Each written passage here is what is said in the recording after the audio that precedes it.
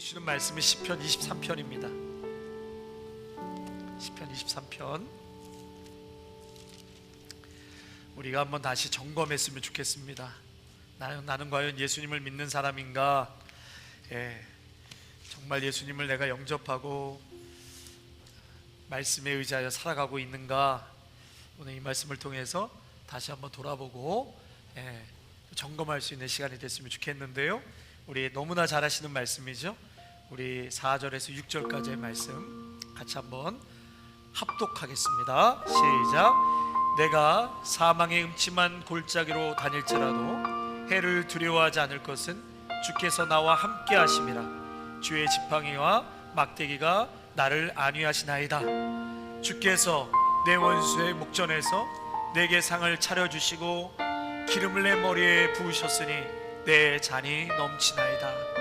내 평생의 선하심과 인자하심이 반드시 나를 따르리니 내가 여호와의 집에 영원히 살리로다. 아멘. 할렐루야. 우리 주님은 참 좋으신 분이십니다.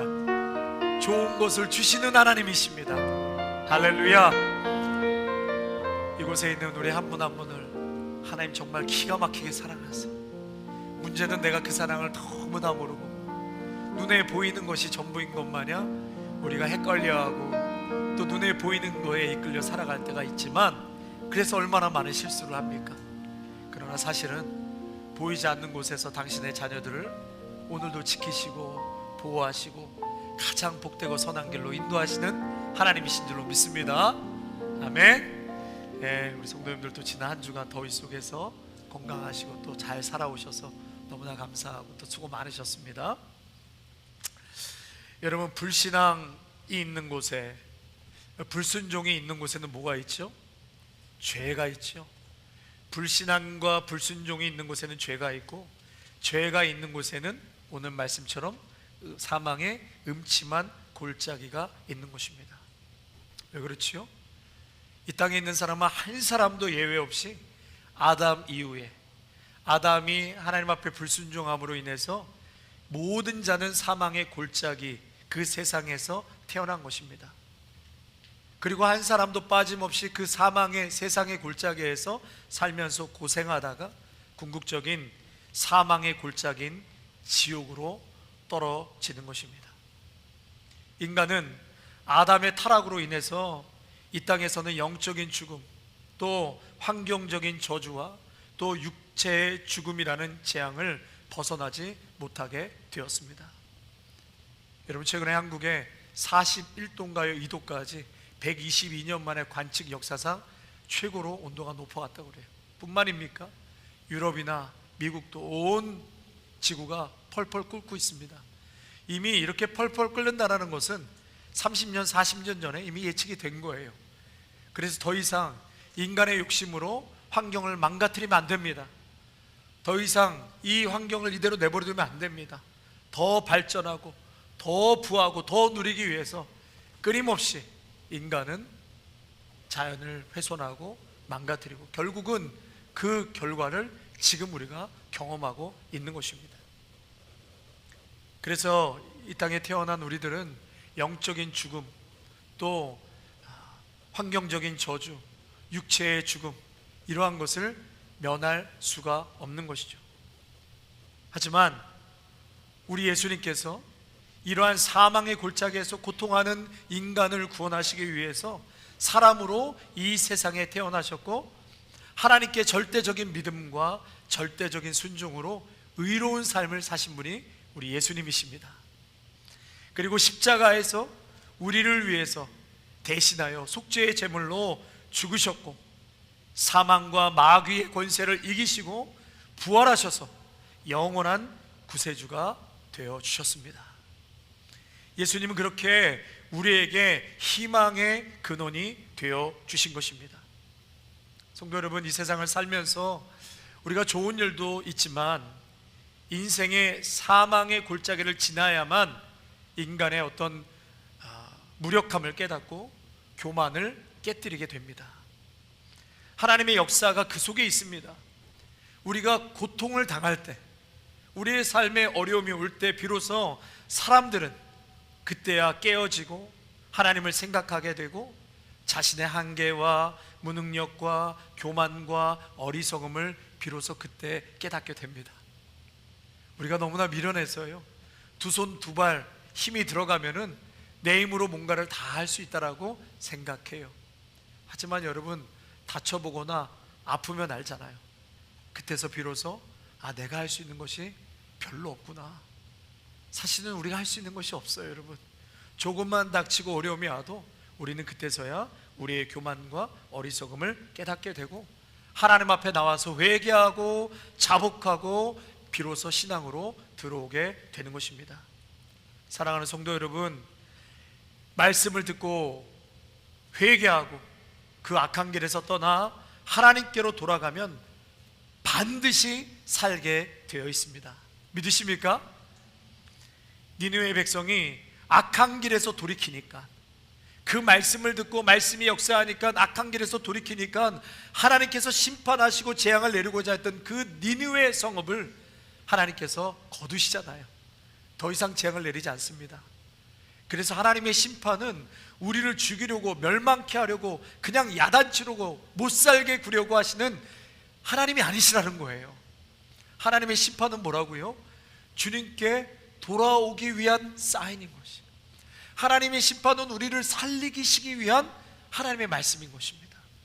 니느웨를 죽이려고 심판하신 것이 아니라 회개하고 돌이키고 그들을 살리고 부흥시키기 위해서 하나님 그들에게 심판의 메시지를 요나에게 전하라고 했던 것이죠. 그래서 결국은 니느웨 사람들은 하나님의 말씀을 듣고 회개하고 돌아섭니다. 그래서 호세아 6장 1절에서도 오라 우리가 여호와께로 돌아가자, 요엘 2장 12절에서도 너희는 이제라도 금식하고 울며 애통하고 마음을 다하여 내게로 돌아오라, 내게로 돌아오는 것이 복이고 그것이 하나님의 목적인 줄로 믿습니다. 돌아와야 하는 것입니다. 여러분, 주님께 의지하고 십자가를 붙들고 오늘도 세상 것에, 눈에 휘둘려는 것에 마음 빼앗겨 살아가는 것이 아니라, 여러분 정말 우리의 마음을 빼앗기는 일들이 세상에 널리고 널렸어요. 기도하지 않고 말씀으로 살아가지 않는다면 여러분, 한순간도 우리의 마음이 평안하거나 시시탐탐 노리는 악한 역사들에 우리의 마음을 빼앗겨 살아갈 때가 늘 우리의 삶에 찾아오기 때문에 여러분, 무너질 수밖에 없고 그런 것입니다. 그래서 하나님 앞에 회개하고 돌이키면 반드시 하나님께서 만나주시고 그 영혼과 삶을 복과 은혜로 충만하게 채워주신다. 그렇다면 여러분, 우리가 사망의 골짜기를 지날 때 무엇을 해야 하는가? 여러분 혹시 사망의 골짜기를 지나고 계십니까? 내가 어렸을 때부터 믿음 생활 하셨습니까? 지금도 교회는 나오십니까? 여러분, 중요한 것은요, 내가 어렸을 때 믿음 생활하고 교회에 나오고 지금 예배 자리에 앉아 있는 것도 중요하지만 여러분, 정말 본질은 뭐냐면, 우리의 신앙의 본질은, 저를 따라 하시겠습니다. 예수님을 찾아야 한다. 예수님을 만나야 한다. 만나야 하는 거예요. 여러분, 고학령진 목사님께서 이제 돌아가시기 전에 그 한국에서 내노라는 목사님들이 한 목사님한테 오셔서 인사드리려고 왔어요. 우리 목회자들에게 목사님 한 가지 좀 좋은 말씀해 주세요 그랬더니 한경진 목사님께서 뭐라고 그러는지 아세요? 목사님들 예수님 잘 믿으세요. 여러분, 예수님 잘 믿는 거에 선수가 목사들 아니에요? 누구보다도 선수 아니에요? 여러분, 목사들도 예수님 잘 못 믿고 혹은 잘 믿어지지 않으면서도 이 앞에서 말씀을 전할 수도 있고 그 말씀에 의지하거나 순종하지 않으면서도 그 길을 걸어갈 수 있다는 거예요. 여러분, 하물며 목회자들도 그런데 성도들은 더 하지 않겠습니까? 여러분, 오늘도 이 말씀은 저를 향한 말씀이기도 하고 우리 성도님들 모두가 내가 믿음 생활했어, 나 교회 오래 다녔어, 이것이 아니에요. 제가 전에 부교육자로 섬길 때 1부에서 5부 예배까지 섬겼어요. 새벽 5시에부터 나는 예배 자리에만 앉아 있었어요. 1부서부터 5부 예배를 섬겼다니까요. 제가 몇 년을 한 줄 아세요? 4년을 예배부에서 섬겼어요. 그 정도면 예배 정말 잘 드리는 거 아니에요? 근데 어느 순간 하나님께서 저에게 뒤에 망치로 한마디 확 때리는 것 같았어요. 너 정말 나를 사랑하냐? 너 정말 나를 위해서 어느 한순간이라도 예배 진실하게 드린 적 있어? 예배 오면서 사역하기나 바쁜 거야. 사역하기. 이거 챙기고 저거 챙기고 1부에서 5부까지 미스되지 않았는가, 이것저것 돌아보느냐고. 제가 앉아서는 예배 드리지만은 내 시선과 마음은 예수님 십자가는 생각하지 못하고 다른 데가 있었던 거예요. 하나님께서 제 머리에 망치로 꽉 때리시면서 너가 정말 나를 사랑하고 진실함으로 예배하고 찾고 구하고 간절함이 있느냐? 어느 순간부터 저의 마음에 그러한 간절함이 사라졌어요. 네. 어느 순간부터 제 마음에 뜨거움이 사라지기 시작했어요. 여러분, 빈들의 마른 풀같이 시들은 나의 영혼이 그 찬양을 하는데 눈물이 나는 거예요. 야, 내가 바싹 말랐구나. 주의 종이라고 하고 여기서 1부서부터 5부 예배, 누구보다도 예배 자리 잘 많이 섬기는데 바싹 마른 심령이 되어서 하나님을 뜨겁게 찾지도 않고 예배하지도 않고 기도는 하는데 찬양은 하는데 하나님 앞에 회개하게 하셨어요. 다 무릎 꿇고 그렇게 눈물이 나고 다시금 내 심령, 마른 심령을 하나님 앞에 옥도밭이 되게 해달라고 다시 예배의 자리, 기도의 자리, 진실함으로 나아갈 수 있는 마음으로 하나님께서 회개하셨어요. 그래서 그 마음을 갖고 우리 찬양팀과 쉐어하고, 그래서 제가 더 열심으로 기도하고 말씀을 받던 이유가 그런 것일지도 모르겠어요. 여러분, 예수님을 찾아야 돼요. 오늘도 이 자리에 있는 게 중요한 게 아니라 여러분, 예수님을 만나야 하는 것입니다. 예수님이 답이에요. 예수님 없이는 답이 없습니다. 왜요? 예수님이 길이요 진리요 생명이라고 하셨잖아요. 어디서 답을 찾으실 거예요? 어디서 여러분 생명을 얻으실 거예요? 병원 가서 얻으실 거예요? 관계 속에서 얻으실 거예요? 물질이 있으면 가능합니까? 여러분, 예수님을 붙잡을 때 생명과 진리와 길이 있게 되는 줄로 믿습니다. 여러분, 지금도 예수님은요 부활하셨지만 성령을 통해서 우리와 함께 하십니다. 그리고 성령님을 통해서 우리와 함께 길을 가세요. 이 자리에 함께 계십니다. 그러나 우리가 간절히 그 예수님을 찾지 않으면 주님을 만날 수가 없는 거예요. 구하고 두드리고 찾아야 그 문이 열리는 것입니다. 그래서 구하는 이마다 받을 것이요 찾는 이가 찾아낼 것이요 두드리는 이에게 열릴 것이니라. 여러분, 고통과 고난의 때에 우리는 예수님을 더욱더 열심히 찾아야 하는 것입니다. 사람이 깨지고 이리 깨지고 저리 깨지면 그것처럼 정말 힘들고 괴로운 것이 없습니다. 어떤 사람은 쉽게 깨지기도 하지만 또 고집이 센 사람은 여간해서 깨지지 않아요. 그렇기 때문에 이 환난과 고통을 통해서 내가 깨지고 마침내 예수님을 믿고 예수님을 영접하고 전적으로 내가 주님께 이제는 순종하겠습니다, 그 고백이 비로소 그때 터져 나오게 되는 것이죠. 그래서 오늘 4절 말씀에 내가 사망의 음침한 골짜기로 다닐지라도 해를 두려워하지 않은 것은 주께서 나와 함께 하심이라. 주의 지팡이와 막대기가 나를 안위하시나이다. 여러분, 세상이라는 사망의 음침한 골짜기에서 예수님께서, 예수님의 그 십자가가 우리의 막대기가 되시고 지팡이가 되신다는 거예요. 믿습니까? 십자가를 통하여 주님은 희망의 길로 우리를 이끄신다라고 말씀하고 있는 것입니다. 그렇기 때문에 여러분, 십자가의 지팡이는 우리의 희망이고 우리를 이끄는 지팡이인 것입니다. 죄악에서 용서와 또 의로움을 얻는 희망이 되고요, 불의와 더러움에서 깨끗함을 얻는 희망을 십자가에서 찾게 됩니다. 질병과 죽음의 저주에서 치료와 또 건강을 얻을 수 있는 희망이 십자가에서 있는 것입니다. 패배와 좌절이 있습니까? 절망이 있습니까? 어둠이 있습니까? 내 마음을 묶어서 오늘도 자유하지 못하게 하는 내 마음을 하루도 편할 날이 없이 지옥으로 이끄는 그러한 심령이 있습니까? 여러분, 그 모든 것을 풀어주고 자유와 해방과 밝은 빛으로 인도하는 것이 바로 십자가, 그 십자가가 우리의 인생의 지팡이가 되는 것입니다. 그러므로 우리에게는 희망이 있습니다.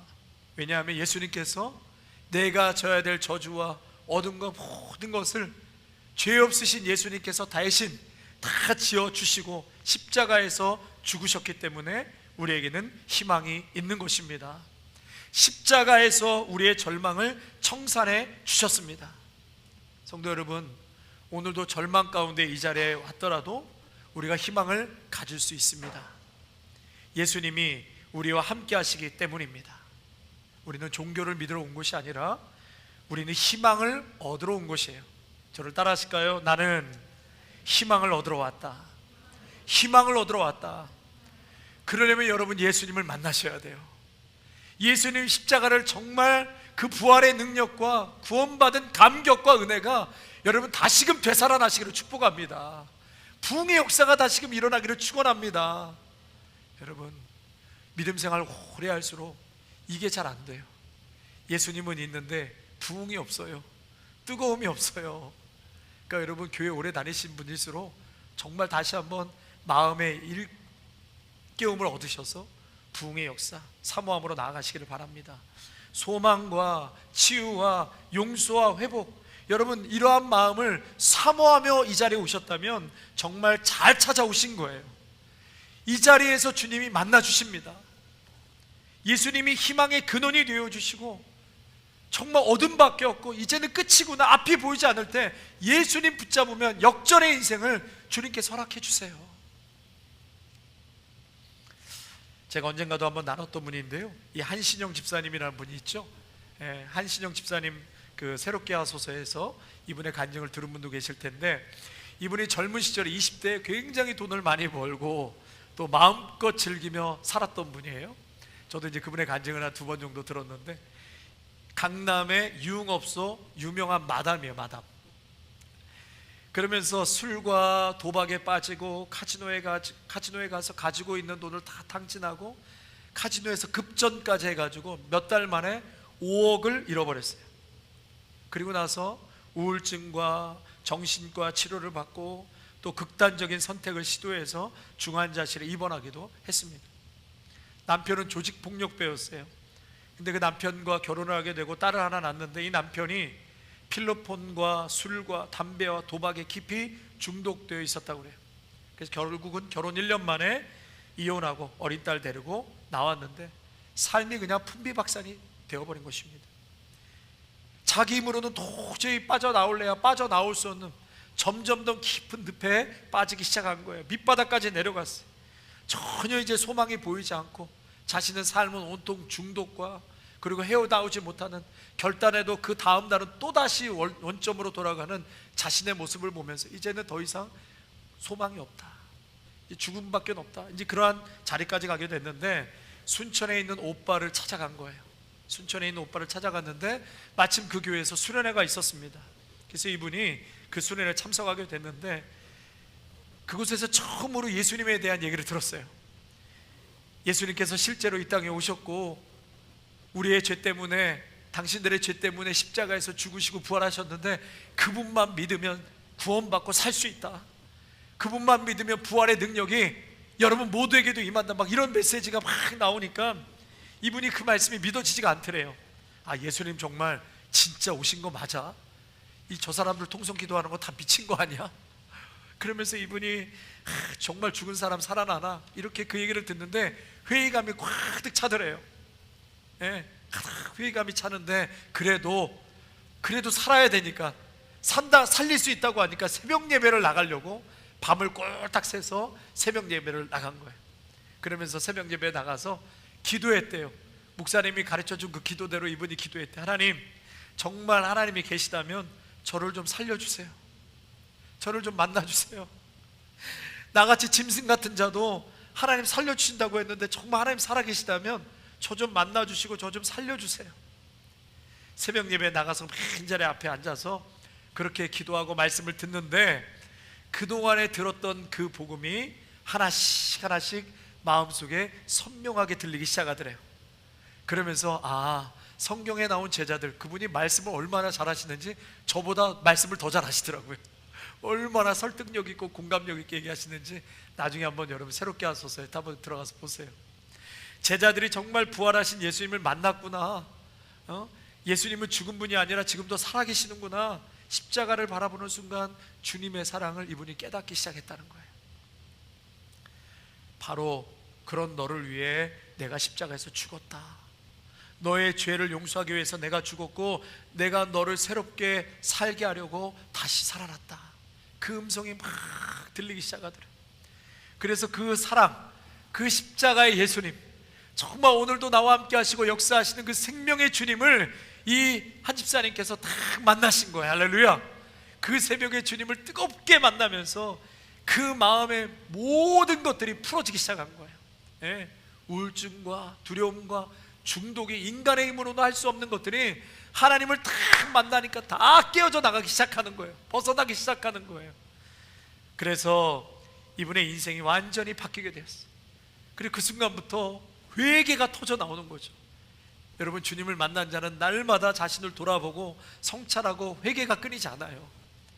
이분이 또 막 회개하기 시작하니까 마음에 완전히 그냥 바닥을 쳤던 그 마음의 상태, 인생이 소망이 생기기 시작하고 꿈이 들어오기 시작하고 아무것도 바뀐 것이 없는데 기쁨이 들어오기 시작하더래요. 그리고 치유가 일어나기 시작했어요. 이분이 그러면서 거리로 뛰쳐나가가지고 하나님은 살아계십니다, 예수님은 부활하셨습니다, 이렇게 외치면서 2년을 넘게 노방 전도를 하셨다고 그래요. 이분이 나오셔서 하는 얘기가 왜 이러한 소식을 PD수첩에서 왜 전하지 않는지 자기도 모르겠다고. 이러한 엄청난 소식을 PD수첩에서 좀 전해야 되지 않겠냐. 8년 동안 헤어졌던 그런 남편에게도 복음이 전해지고 또 그분이 조직폭력배 생활을 접고 필로폰과 술, 도박 붙잡혀 있던 거 다 끊어내고 그리고 정상적인 건강한 믿음의 사람으로 돌아오게 되었다는 것입니다. 그렇게 주님을 만나고 이제 살아가는데도 가끔 밤마다 전화가 온대요. 예, 옛날에 함께 일했던 사람들이 전화 와서 너 돈 없지 않냐?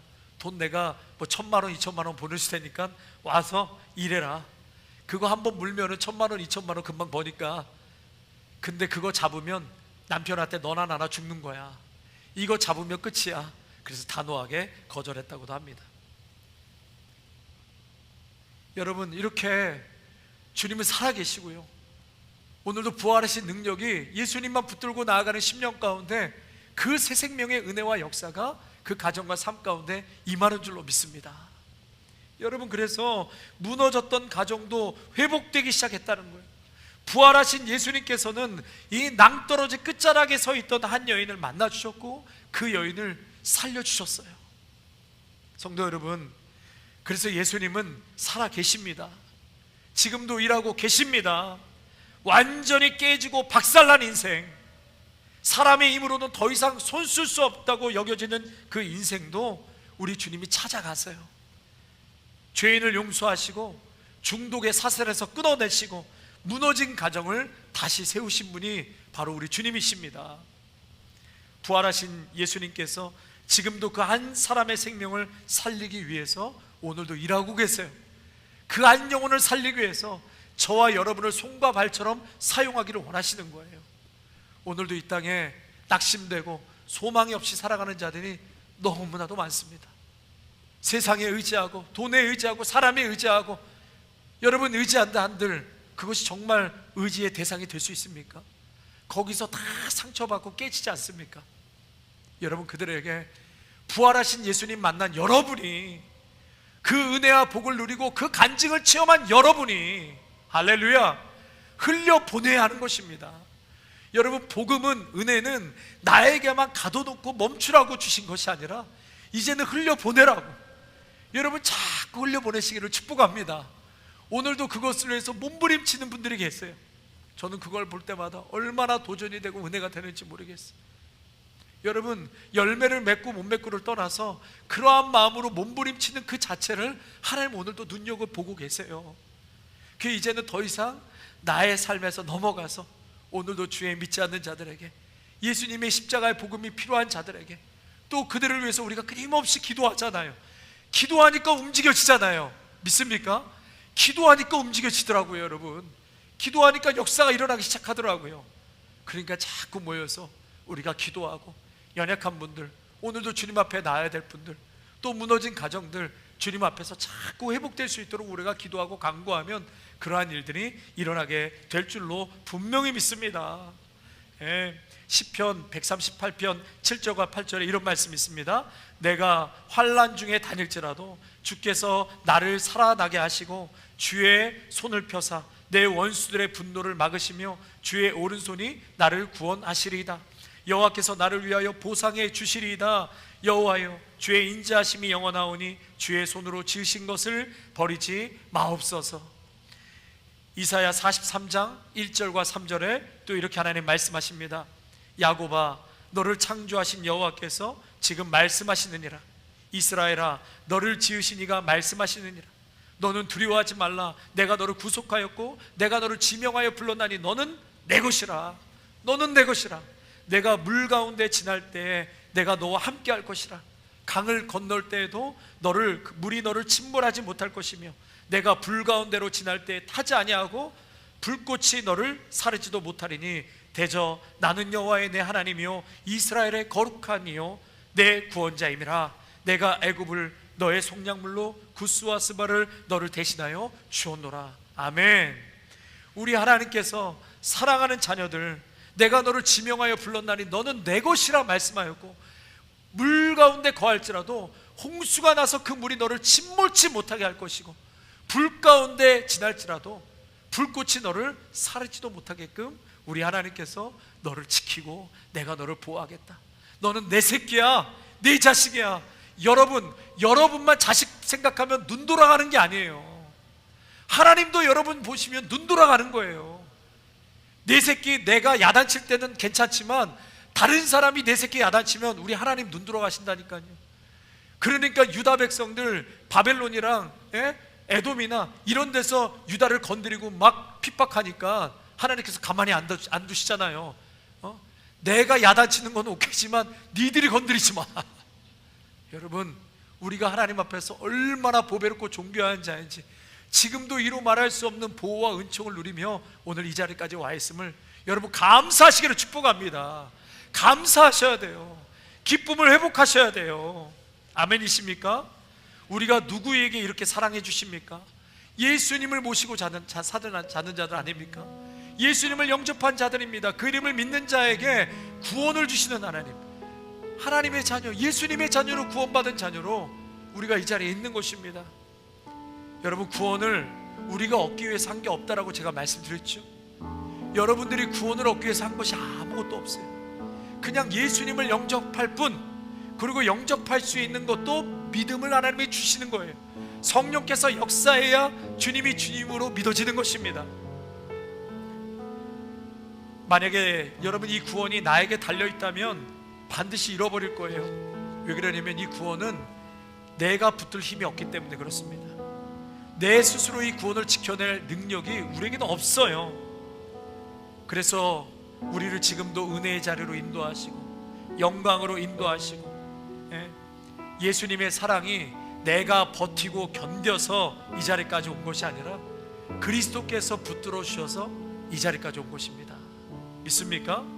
끝까지 책임져 주시는 예수님의 사랑 때문에 저와 여러분이 이 자리에 있는 것입니다.